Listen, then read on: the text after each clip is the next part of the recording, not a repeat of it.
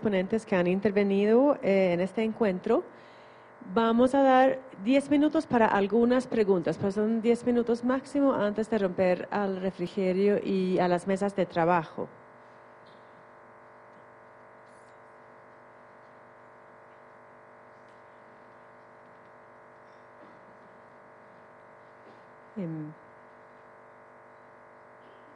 ¿Alguien quiere empezar?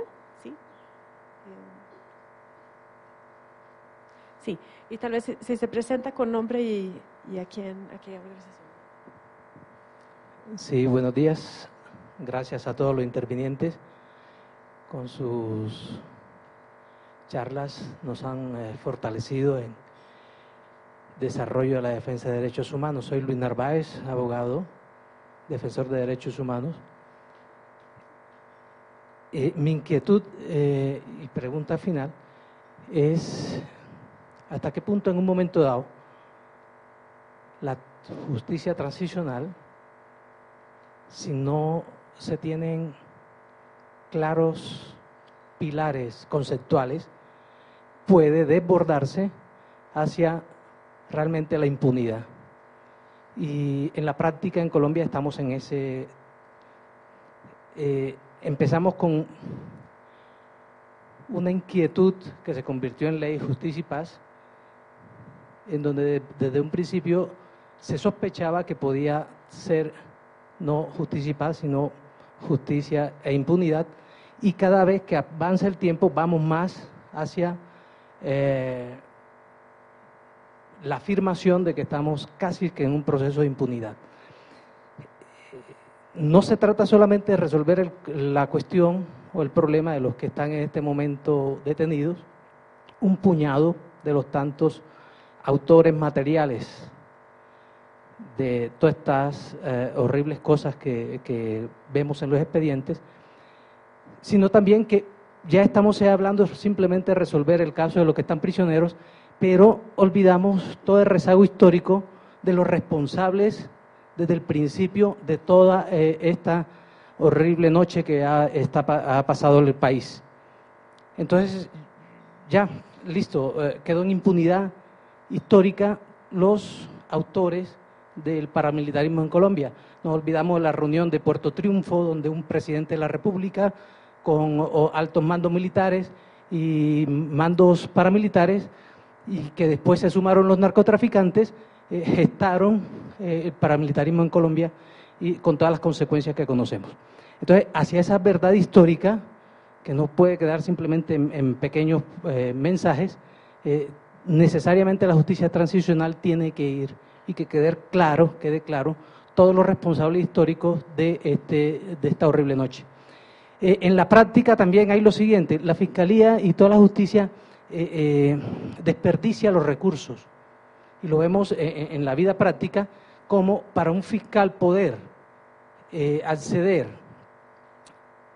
a un simple interrogatorio de un prisionero que está en la picota, se pierden 2 y 3 posibilidades, y fuera de eso el recurso que gasta el IMPEC y el gobierno, y por lo tanto el pueblo colombiano, en trasladar un recluso hacia donde se le va a hacer el interrogatorio, son millones de dinero que se podrían ahorrar de otra manera.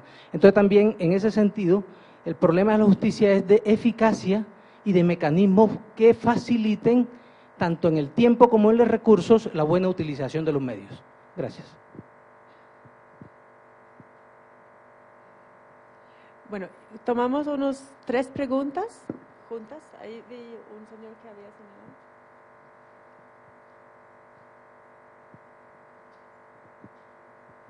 Mi nombre es Jorge Castellanos, de la Corporación Compromiso de Bucaramanga, del Programa de Paz y Derechos Humanos.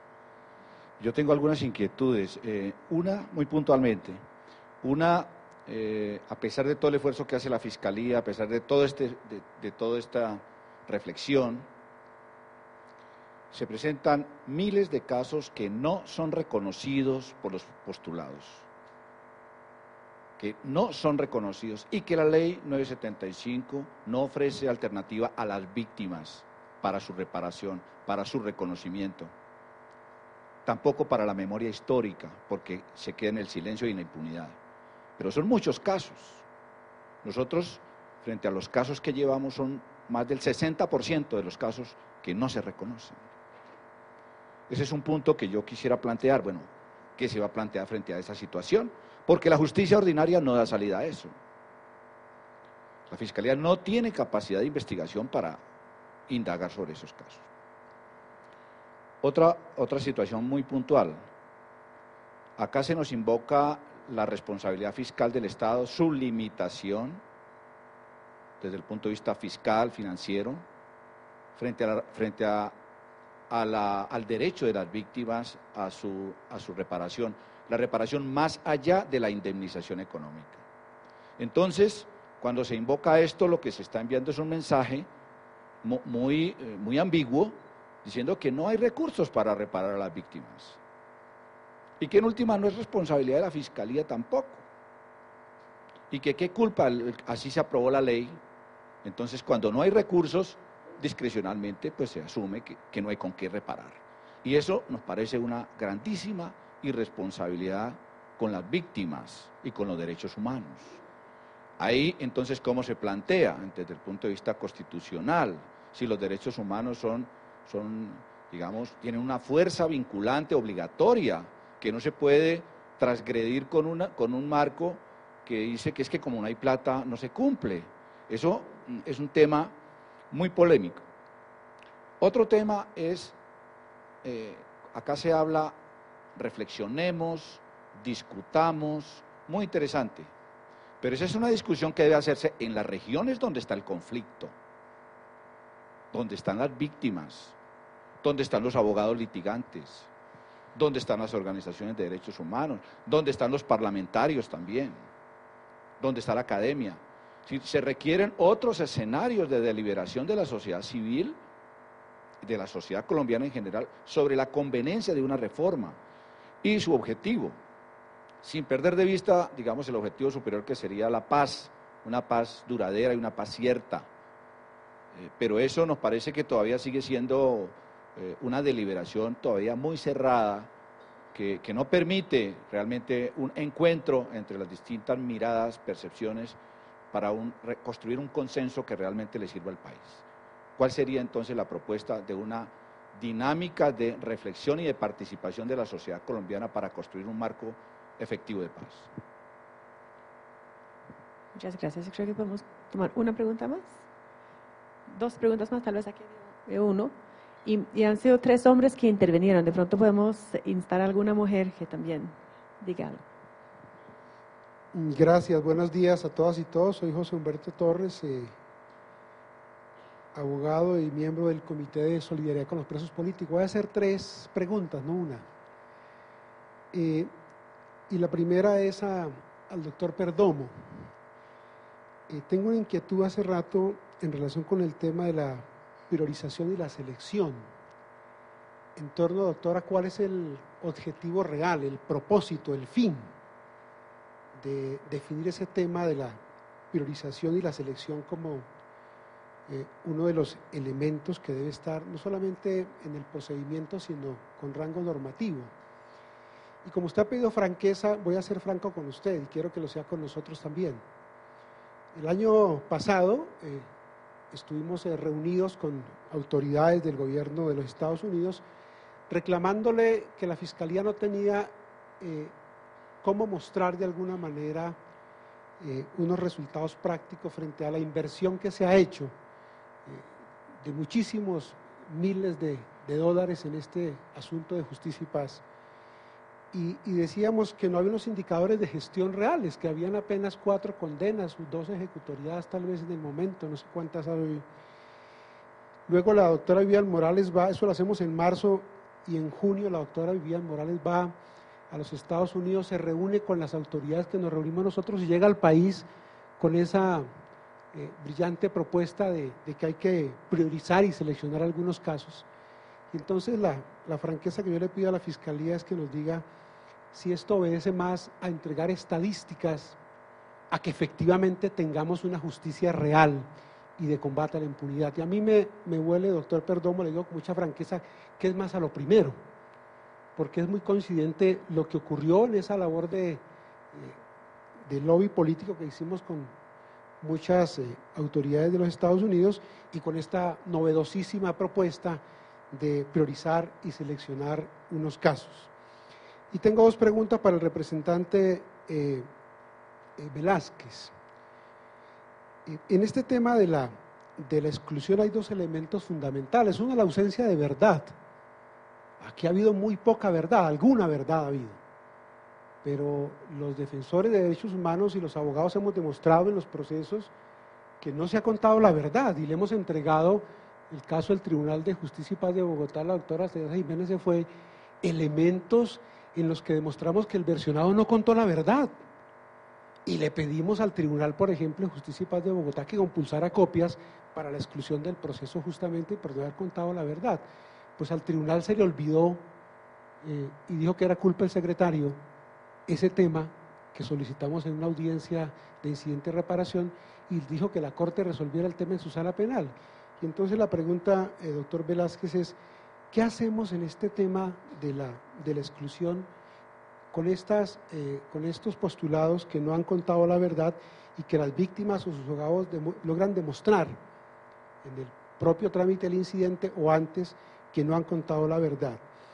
Y el segundo tema, en el tema de la exclusión, hemos demostrado a la sociedad que los paramilitares han seguido delinquiendo desde las cárceles. En el caso de Barranquilla, el alcalde, el comandante de la policía, todo el mundo ha dicho, han seguido delinquiendo, hemos logrado su traslado, pero las extorsiones están a la vista. Hay grabaciones, doctor Perdomo, donde se establece que están extorsionando y la fiscalía dice, no, yo creo que ese es un tema de una extorsión tentada y entonces eso le corresponde por el tema del monto allá al fiscal seccional y por esa vía entonces se baja el proceso gravísimo de una extorsión a un alcalde, porque el tema de la verdad, doctor Velázquez, para quienes participamos directamente en el proceso, se ha terminado en un método de enriquecimiento de los paramilitares y en la posibilidad de que los políticos y financiadores no sean llevados a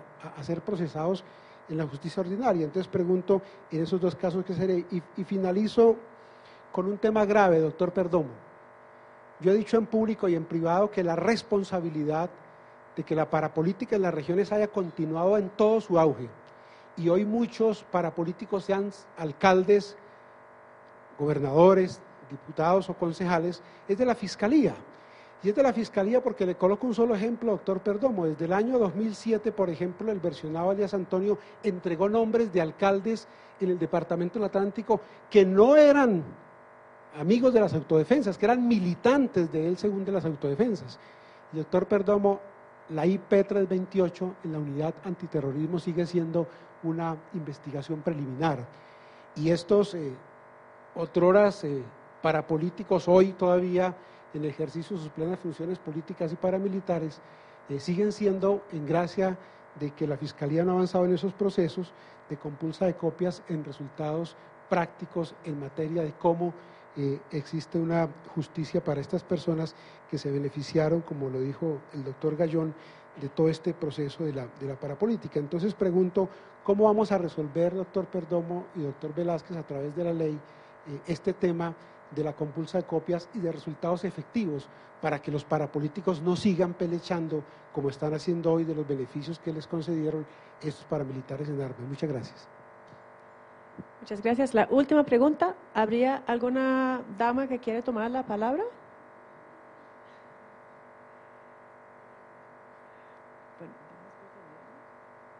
Bueno, entonces yo creo que podemos pasar a algunas respuestas del panel. Bueno, yo les agradezco enormemente los comentarios y las preguntas porque creo que hay varios puntos que podemos tocar aquí. Yo sí creo que con el esfuerzo que está realizando el país, yo diría la comunidad internacional, hay claridad sobre el concepto de justicia transicional. Eso es algo que ha venido trabajándose desde el gobierno con mucha intensidad, con mucha disciplina, para saber cuál de esos conceptos es además el que corresponde y del que podríamos valernos nosotros en Colombia para hacer un proceso de paz. Yo creo que aquí hay que tener en cuenta algo, y eso lo desprende un poco de su intervención. Justicia no hay que relacionarla siempre con condenas penales. Por eso nos parece que cuando no tenemos sentencias, cuando no tenemos a una persona efectivamente condenados, estamos ante un fenómeno de impunidad. Y resulta que justicia tiene mucho que ver, o mucho más que ver, con algo más allá de la condena penal. Tiene que ver con la posibilidad de satisfacer derechos como la verdad y la reparación. Y eso es parte del concepto de justicia transicional, que si nosotros lo entendemos, lo valoramos y lo adaptamos a las necesidades del conflicto colombiano, nos va a permitir saber por qué en justicia transicional no debemos llegar a defender una visión maximalista de investigación y juzgamiento. Entonces yo creo que allí en torno al concepto hay una claridad. Y yo quisiera serle también muy franco, como creo que nos hemos aquí sincerado. Sí pienso que priorizar y seleccionar son conceptos que pueden ser, digamos, rellenados con unos contenidos, pero que sí apuntan a algo muy claro, y es que cuando yo priorizo, busco investigar, juzgar, o cualquiera que sea la dinámica frente a la priorización, unas cosas primeros que otros, pero los hago todos, mientras que en materia de selección, por supuesto, voy, por lo menos desde el punto de vista penal, investigativo, a los más responsables, y con los otros busco mecanismos judiciales diferentes al derecho penal o no judiciales que permiten, por la experiencia internacional demostrada, garantizar en mejor forma los derechos de las víctimas, y muchos de los derechos de las víctimas, porque usted mismo, doctor Torres, me estaba diciendo, es que no hemos tenido sino unas pocas sentencias, y créame que el trabajo de la Fiscalía no está pensado en obtener estas 4, 5, 10, 20 o 30 sentencias. Yo creo que el trabajo de la Fiscalía ha sido enorme en la medida, con las dificultades, por supuesto, que se han advertido y con las necesidades de reforma y que les expuse en la charla, pero yo sí creo que los resultados son enormes. Cuando uno piensa, por ejemplo, que en materia de exhumaciones tenemos y llegamos a casi 4.500 restos óseos que han sido entregados a sus familiares de personas que han vivido y han sufrido el conflicto, y cuando uno vaya a hacer esas entregas se da cuenta que ese trabajo es enorme y que todos los recursos que se han aportado han sido invertidos.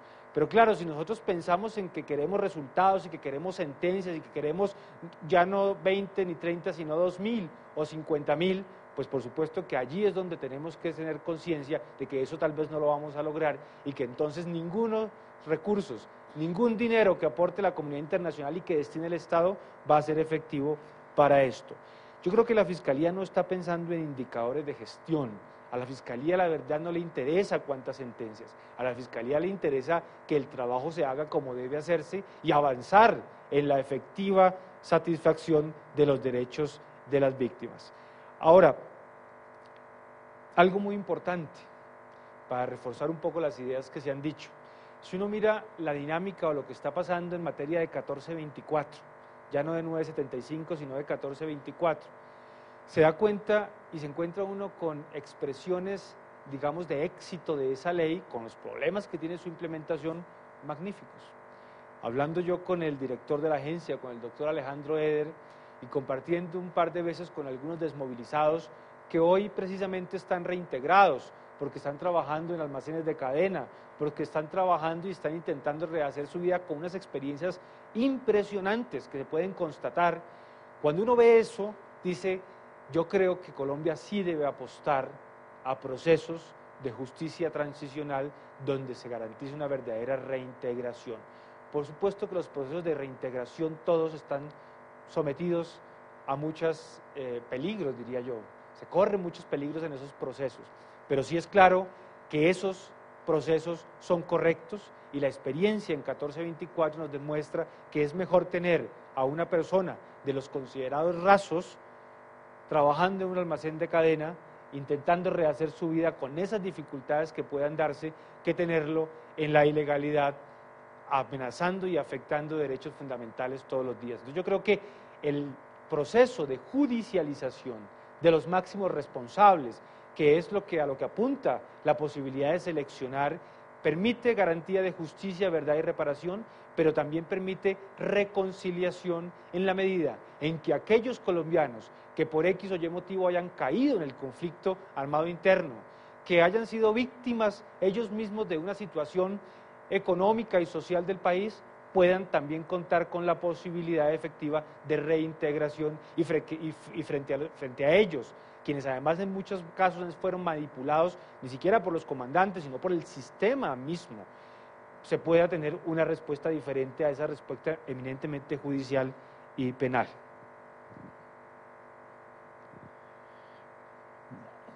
Bueno, yo voy primero con el tema de la posible impunidad. A mí me parece que cuando el fiscal y el juez no tienen el apremio de los términos, se corre el riesgo de la impunidad. En el caso de la ley 975 sabemos que hay una pena alternativa de 8 años y que esa pena la están descontando en este momento mucho más allá de la mitad de la pena prevista y que estamos rezagados en proferir sentencias. Se supone que los jueces y los fiscales tienen ese apremio, pero también que los abogados con justo derecho podrían estar jugando a dilatar para que se cumpla la pena sin sentencia y se logre la excarcelación. Ahí creo que estaría el riesgo de la impunidad y la justificación para que busquemos mecanismos procesales que nos permitan priorizar, eventualmente seleccionar y proferir sentencias dentro de unos criterios de celeridad procesal que se están requiriendo. El tema fiscal. Cuando yo mencioné la posible incapacidad del Estado para asumir toda la responsabilidad que tiene en cuanto a resarcir a las víctimas, especialmente por vía administrativa dentro de la ley 1448, o de lo que resultare del proceso, no hablo en sí de la, podríamos decir, mezquindad del Estado, sino de que existe un mandato constitucional, una ley un acto legislativo, de sostenibilidad fiscal, que yo no compartí y por lo tanto voté en contra, pero que hoy priorizó criterios macroeconómicos por encima de derechos no solamente fundamentales, sino derechos colectivos y por lo consiguiente de derechos de las víctimas.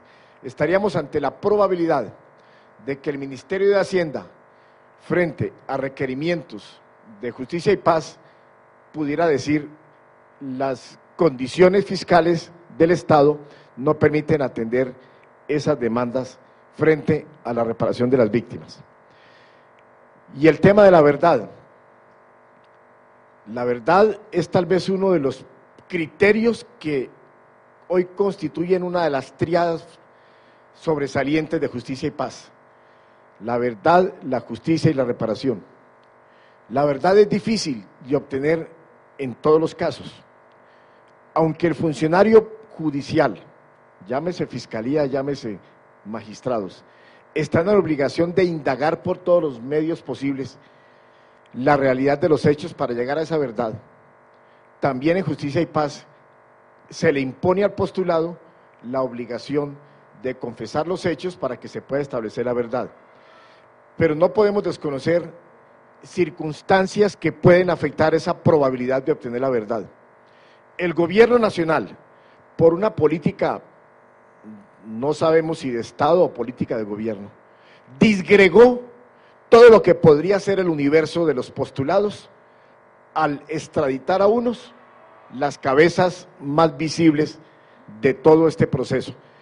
Esa extradición los colocó lejos de la Fiscalía y lejos de Justicia y Paz, y con todas las dificultades de comunicación, además de que rompió la comunicación y el contacto entre mandos altos, mandos medios y soldados rasos, y no todos los hechos, y lo digo porque ayer se lo escuché al señor Salvatore Mancuso en su entrevista por Caracol hace 2 días. No todos los hechos eran de conocimiento pleno de los comandantes y por eso ellos requerían apoyarse en mandos medios, y es una de las razones por las cuales propusimos las versiones colectivas. Hoy es poco probable que se facilite la presencia de los extraditados y por lo tanto se hace más difícil reconstruir esa verdad.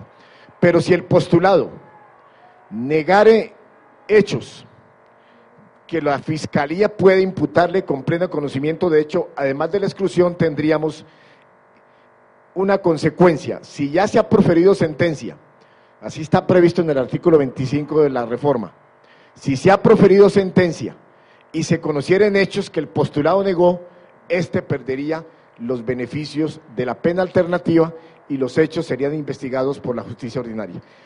De todas maneras, tenemos los riesgos de la impunidad, tenemos los riesgos provocados inclusive por el gobierno de que no se conozca la verdad plena, pero como lo decía el doctor Perdomo, aquí lo importante es que tenemos que aproximarnos por lo menos hacia unos estándares de justicia transicional que si no logran el 100% de su cometido, por lo menos le permitan al país tener un cumplimiento mínimo, tener la voluntad inequívoca de que hubo posibilidades de acceder a una ley de justicia y paz con sus componentes de verdad, justicia y reparación, pero repito, no podemos olvidar, desde luego a las víctimas, pero también a los victimarios que tienen que resocializarse, merecer un espacio en la sociedad y que la sociedad y el Estado tienen que brindarles esa oportunidad con los medios que sean necesarios y debe empezar esa resocialización desde el mismo momento de su reclusión, por cuanto es necesario que ellos, que tienen aparentemente intenciones claras de resocializarse, puedan realmente recibir los instrumentos de formación que se requieren para esa resocialización. Gracias. Yo me alegré mucho al principio cuando supe que este debate iba a abordar este tema, porque realmente es un tema muy importante para el país, pero lamentablemente por los tiempos y los cruces es difícil que se dé el debate, porque hay planteamientos que se hicieron y que varios de los debatientes no pudieron escuchar. Y debo decir que es algo preocupado, más preocupado de lo que entré, porque percibo que la mentalidad que está predominando en la promoción de la reforma es una mentalidad que no apunta, lo digo con toda consideración y con todo respeto, a lo que debe apuntar y que fue lo que traté de señalar inicialmente. Se está tratando de enderezar, se está tratando de ajustar con mecanismos menores una ley que no funcionó, un proceso que no funcionó, para mostrar unos resultados. Pero el objetivo de lograr no solamente justicia, sino la neutralización y el desmantelamiento del paramilitarismo, que debía ser el propósito fundamental de esta reforma, no ha aparecido por ningún lado. Se habla de priorizar, seleccionar, antes discutimos cómo podría considerarse eso, pero yo no he escuchado que con esta reforma se pretenda aquello, sino mejorar las estadísticas, lograr descongestionar, etc. Por otra parte, el debate, digamos, tiene unos manejos desenfocados. Lo digo también con todo respeto, el doctor Perdomo nos ha hablado de las bondades de la ley 1424 y de la importancia de la justicia transicional para un futuro proceso de paz. Pero ese no es el tema de esta discusión hoy. Esta discusión es la ley 975, no la 1424, ni un futuro proceso de paz, que es el marco jurídico para la paz. Y tercero, ¿por qué se sigue hablando de un proceso de paz en relación con esta cosa que ocurrió aquí?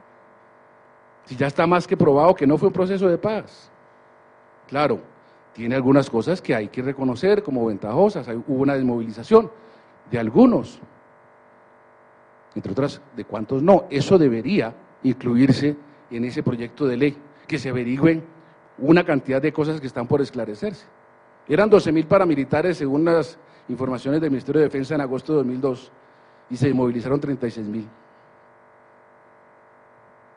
¿Quién entiende eso? Si es verdad, es gravísimo, porque significa que los paramilitares se reprodujeron como conejos en las narices del gobierno. Y si no es verdad, es gravísimo, porque significa que el gobierno nos ha engañado diciéndonos que se desmovilizaron más paramilitares de los que fueron.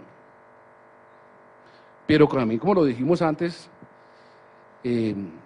la prueba fehaciente de que esto no fue un proceso de paz es la extradición de los jefes paramilitares.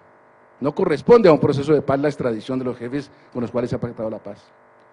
Pero se le sigue tratando como un proceso de paz y se le sigue tratando como un proceso de justicia transicional. ¿Cuál justicia transicional? Por Dios, justicia de verdad. Esto no merece ser tratado como justicia transicional. Claro, si se le considera como un problema de congestión en la justicia, pues se pueden adoptar fórmulas innovativas para eso. Incluso podría haber una cosa más sencilla. Ahórrense tanto articulado. Digan, queden en libertad ya estos señores, punto. ¿Para qué se inventa que priorización y selección y no sé qué? Si a fin de cuentas van a mostrar unos cuantos sentenciados y el resto no. ¿Por qué se sigue hablando de un incidente de reparación integral cuando se sabe que la reparación no va a ser integral? Aquí hay conceptos que se están manejando en forma superficial y en la forma como se está promoviendo la reforma, creo que no va a favorecer a los colombianos y los colombianos. Y el debate no está entre maximalistas y minimalistas, ni entre quienes piden la justicia a ultranza frente a las posibilidades de paz. No, el asunto es que aquí hay un problema de criminalidad. Se hizo un arreglo espurio entre un gobierno y un presidente, con implicaciones con los paramilitares, como cada día parece más claro, para negociar y blanquear la situación de unos paramilitares, que por una razón u otra habían llegado a la conclusión de que debían terminar su acción armada hasta cierto punto. Ese acuerdo se malogró en la mitad, no sabemos por qué, se pelearon el presidente Uribe y los paramilitares y decidió mandarlos a Estados Unidos. Y sigue habiendo 10.000 paramilitares, de pronto está más, es decir, más o menos los mismos que había cuando se inició el proceso.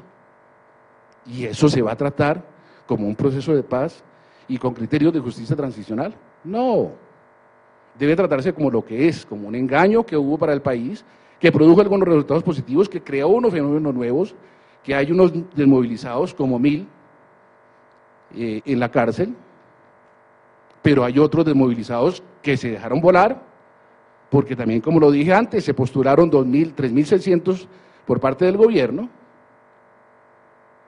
y han comparecido a la ley 975 aproximadamente 1.000. Entonces, ¿qué pasa con los otros? Pues también la ley debería decir, persígase a estos otros 2.600 o 3.000 paramilitares que están fuera, confesos, criminales confesos de crímenes de lesa humanidad, porque no podían ser postulados sino los confesos de crímenes de lesa humanidad de la ley 975. Entonces yo termino simplemente, y perdón, que tal vez me tomé demasiado tiempo, haciendo un llamado muy cordial, muy respetuoso, a revisar los fundamentos epistemológicos, perdónenme que utilice esa palabra, pero para dejarlo clarito, los fundamentos epistemológicos de la propuesta de reforma. ¿A qué se está apuntando? ¿A resolver un problema de congestión judicial? ¿A ver cómo la Fiscalía puede mejorar la producción de unas estadísticas? ¿O a solucionar un problema de criminalidad gravísimo que está debajo de esa ley de justicia y paz, que por otra parte, llamada mal de justicia y paz, que por otra parte también, como lo dije, jurídicamente hoy, si se analizara a fondo el asunto, no puede aplicarse? No se dan las condiciones que la Corte Constitucional señaló, ni las que la propia ley establece para conceder los beneficios, aunque por supuesto ningún fiscal ni ningún juez se va a atrever a hacerlo, pero los legisladores sí deberían analizar esa circunstancia y decir, esto no está concordando con la realidad, adoptemos una política criminal en relación con este fenómeno en su conjunto, investiguemos además qué pasó con eso, quiénes son los responsables de toda la farsa que hubo, cuáles son los aciertos que se deben valorar y se deben impulsar. Estoy de acuerdo, la reinserción y todas estas cosas, muy bien, positivo. Pero todo el fenómeno que hay aquí, la gravedad del fenómeno no se está analizando. Se está tratando de dar solución formal a un problema gravísimo. Gracias. Muchas gracias. Vamos a